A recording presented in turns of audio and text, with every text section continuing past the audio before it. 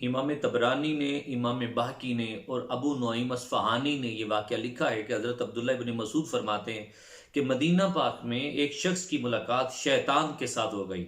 जब जो ही उसने शैतान को देखा ना तो उसको पकड़ के पिछाड़ दिया और उसे गिरा लिया। तो शैतान कहने लगा कि मुझे छोड़ दो, मैं तुम्हें बड़ी अजीब बात सुनाता हूँ। तो उस शख्स ने शैतान को छोड़ दिया। तो शैतान ने कहा कि मुझे ये बताओ, क्या तुम सूरह बकरा पढ़ते हो?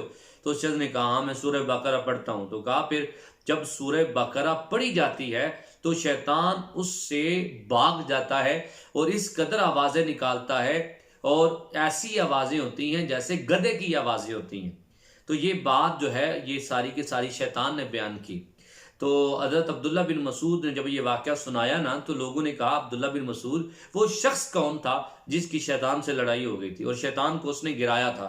तो हज़रत अब्दुल्ला बिन मसूद फरमाते हैं वो हज़रत उमर बिन ख़त्ताब रज़ी अल्लाह ताला उनकी ज़ात गिरामी थी।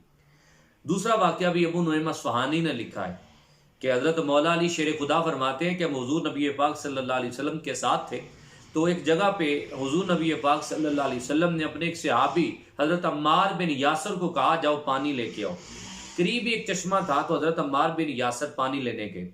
मैं आपको बताऊं कि अम्मार बिन यासर वो सहाबी रसूल हैं कि जिनके वालिदैन इस्लाम के अव्वलीन शुहदा में से हैं। अबू जाल के कहने पर हज़रत यासर को ताज़ियाने मार मार के शहीद कर दिया गया और हज़रत अम्मार की वालिदा सुमैया को जो है ना वो इस कदर जुल्मन शहीद किया गया। आपकी वालिदा की दोनों टांगों के साथ 2 ऊंटों की रस्सियां बांधी और उन्हें मुखालिफ सिमत में चलाया गया और भगाया गया।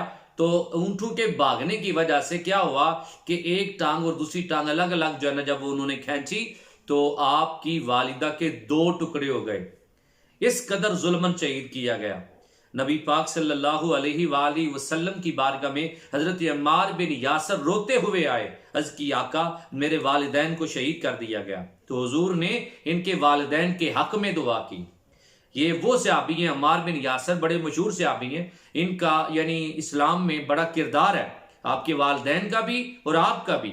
यानी बहुत सारी जंगों में आपने शिरकत की है। मस्जिद कुबा बनाने के वक्त हुजूर पत्थर लेके आ रहे थे तो हजरत अम्मार बिन यासर अर्ज करते हैं या रसूलल्लाह आपके हिस्से के पत्थर भी मैं लेके आऊंगा, इसलिए आप पत्थर ना लाएं।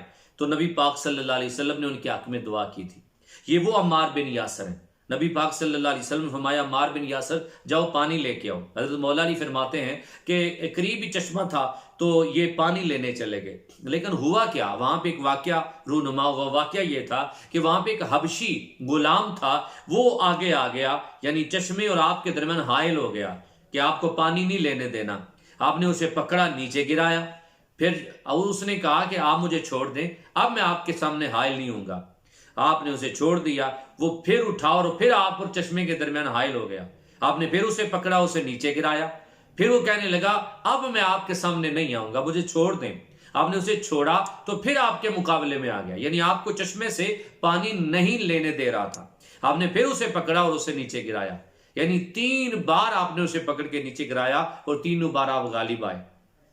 इधर हजरत मौला अली फरमाते हैं हुजूर के पास बैठे हुए हैं तो नबी पाक सल्लल्लाहु अलैहि वसल्लम ने फरमाया अली वहां पे जो अम्मार बिन यासर पानी लेने गया हुआ है वहां पे उसके सामने हबशी गुलाम की शक्ल में एक शैतान आया हुआ है जो उनको पानी नहीं लेने दे रहा। लेकिन तुम्हें मैं बताऊं अली, हजरत अम्मार बिन यासर को अल्लाह पाक ने गलबा अता किया हुआ है, यानी वो शैतान को बार बार गिरा रहे हैं।